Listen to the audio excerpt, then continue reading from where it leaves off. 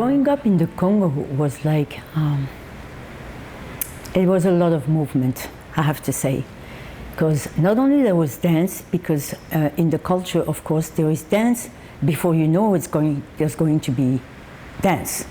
You suddenly come back from school and there's a dance circle in your yard, you know, in the garden, and you know something happened. And a dance circle is necessary.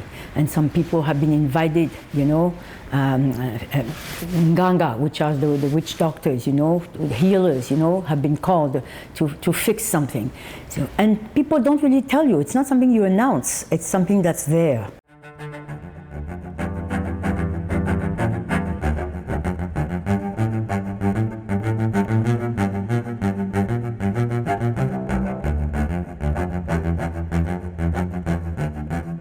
The country was also in the process of getting it just had gotten its independence, an independence that obviously was not satisfactory because there was a revolution right after.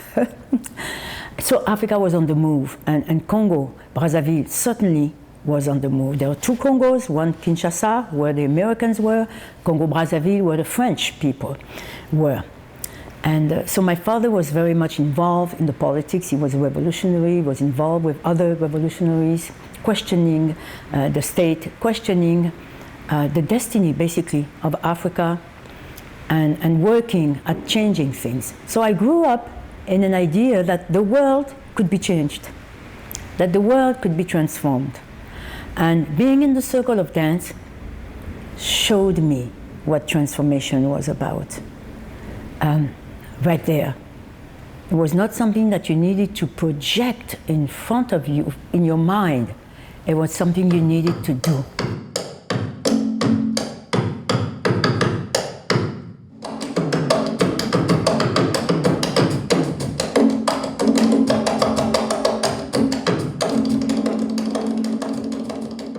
I was already dancing in France, and of course, when I came, I tried to find places, and started sort of, I guess people caught on and said, why don't you give us classes?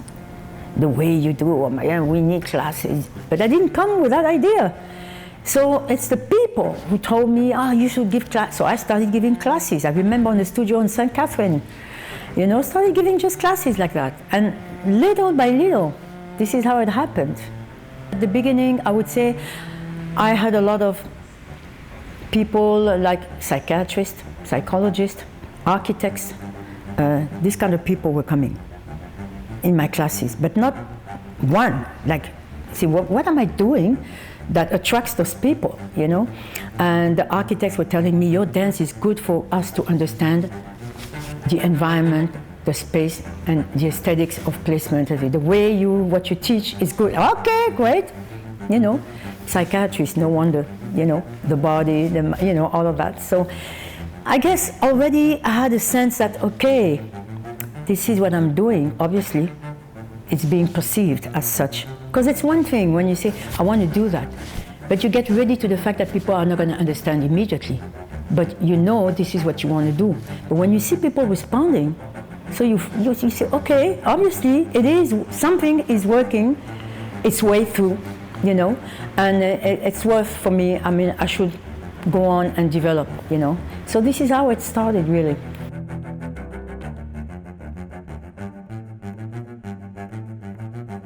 You know, the term African dance is always problematic. Africa is like we're talking about 54 countries, you know.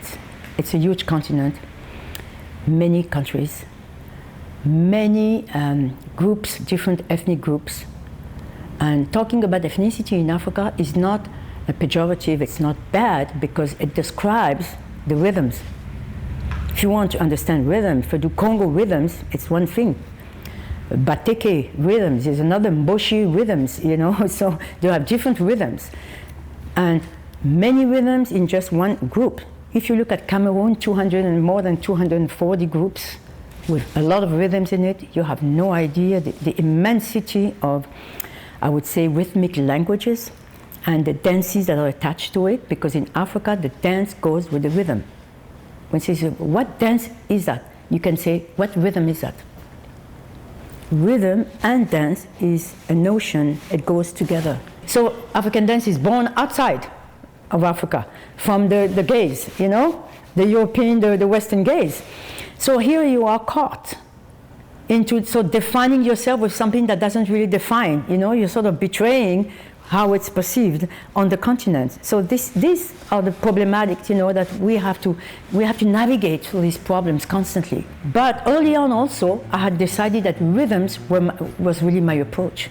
And I never regretted it, because it is so rich and powerful, the idea of rhythm.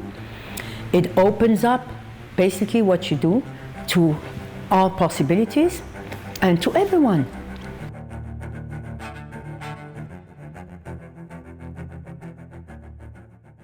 In Canada, everywhere I would go, it's like everybody was like, what is she doing? Whether you were from Africa or anywhere else, what is this? Because I was already researching all these aspects, and I haven't stopped, and it's immense. And from that, I don't like to say created, I like to say formulated. I formulated what people call a technique, but for me it's a principle. I prefer principle, not to close myself into the technicity. It's a principle for technicity, but it's not a technique.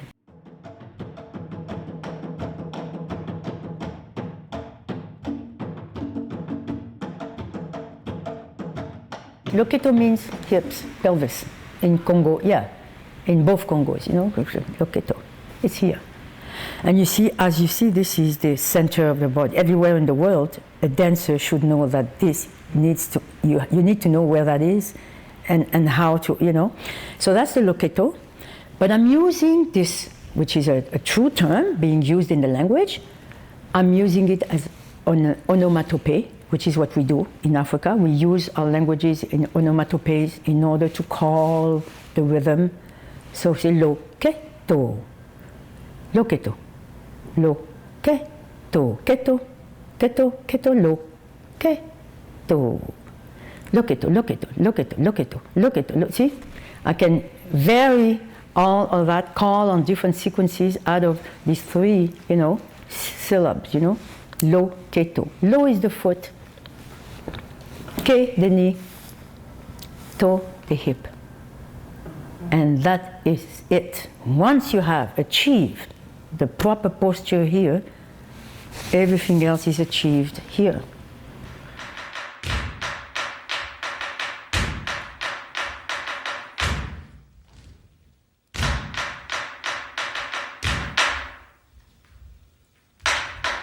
I started the program because I had to really lobby for that program, saying to the people, okay, I cannot represent a continent.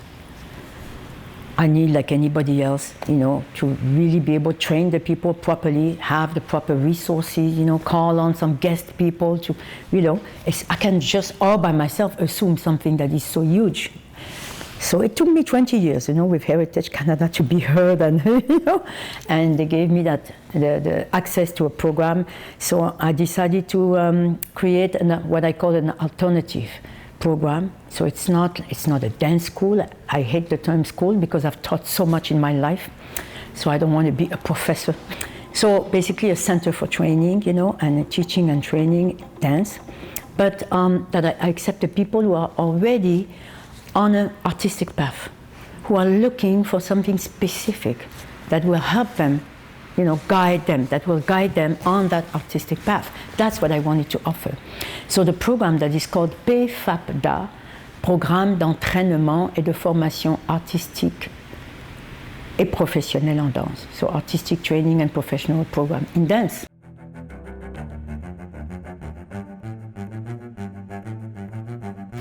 My goal was not to teach the people how to raise their legs.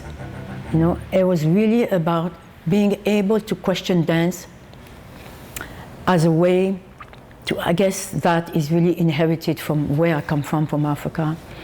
You train the being, you learn how to be, what it is to be.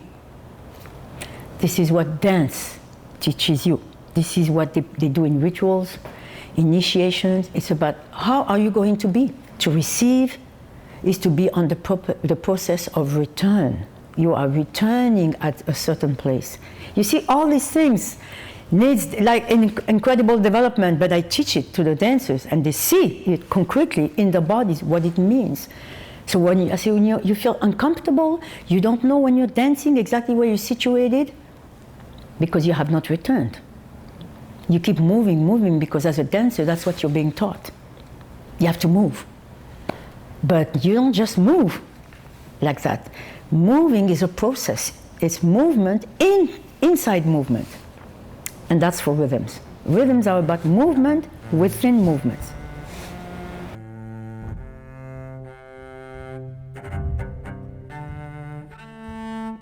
History for me is movement. History is about what's going on now. If you can grasp the now. And you cannot grasp the now if you don't really have notions of what was before. Because what was before is the projection of the future.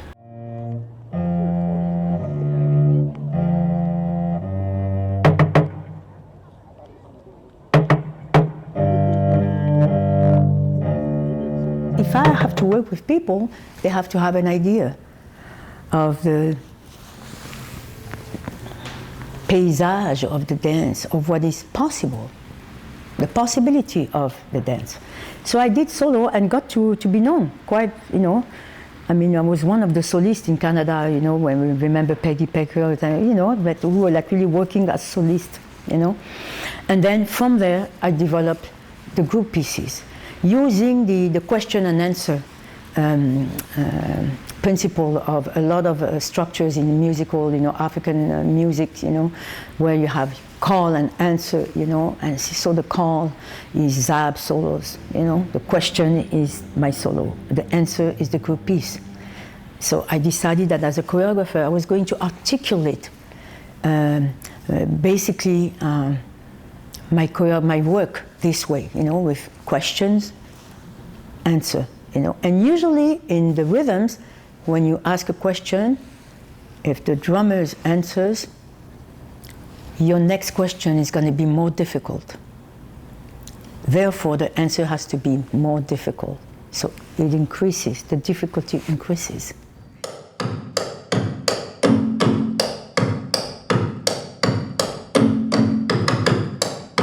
Mother drum, which is the most important drum, the one that conducts things is the mother, the nguji, and the smaller drums are the father and the kids. So it's the mother that is in the Congo, you know, tradition that directs, and very often the mother is going to say to do, to do, to do, and the other to do. You see, so that to do is very, very demanding. I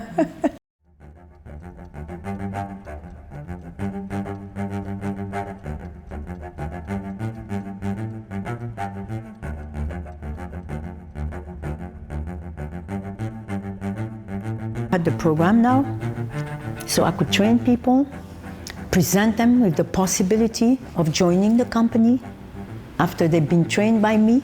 Because when you look at it, other choreographers, they have an advantage. They have the universities, they have all the official. But me, I was caught with me. And I had to train now. So I have to train those dancers I'm going to bring on stage.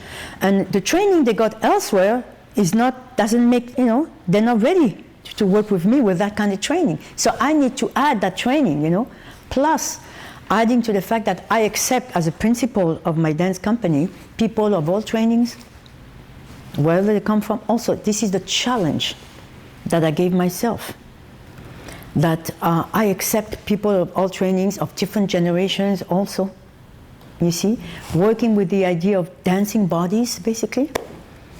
You know, dancing bodies that I'm gathering and I'm just proposing something.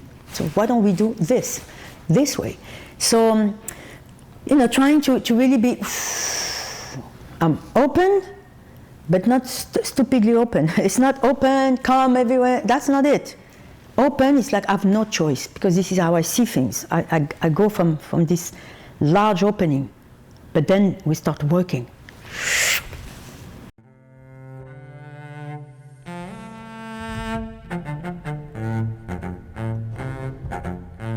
what I have done, I have done. What I have done, I have done. I have no doubt about this. And it should move where it will move. I have some kind of confidence that things go where they will go. And it will not betray, it will not, how would I say, it may look this way, but it will not reverse what you have done. It's not that way.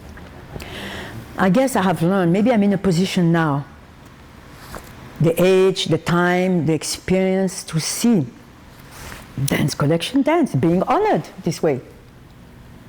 None of this have I planned or even think about, none of this was not even in my, it's happening, you know, and I just keep on moving, dancing around it, celebrating it, but things will go where they have to go. But because I've worked so much into doing so many things that seem to be almost so hard to do, I've done it, and I see the people, the dancers, the people in the public, the people whom I meet in the street, and I say, life is unbelievable. It's really magical. It's magical. Don't hold on to. I don't hold on to. I just let it go. It will move where it has to move. That I am convinced.